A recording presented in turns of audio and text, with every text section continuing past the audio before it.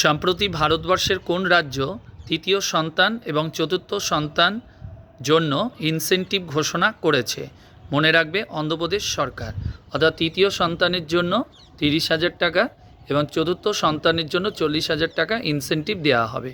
কারণটা কি মনে রাখবে, অন্ধ্রপ্রদেশে জন্মের যে বৃদ্ধির হার সেটা কমে যায়, সেই কারণে অর্থাৎ উৎসাহের জন্য এই ইনসেন্টিভটা ঘোষণা করা হয়েছে।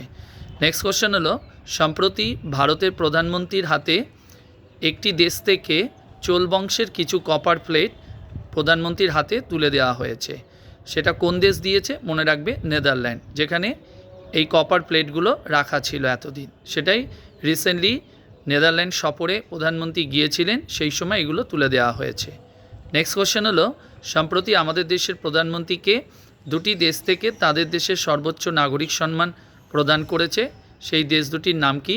একটা সুইডেন, আরেকটা হলো নরওয়ে।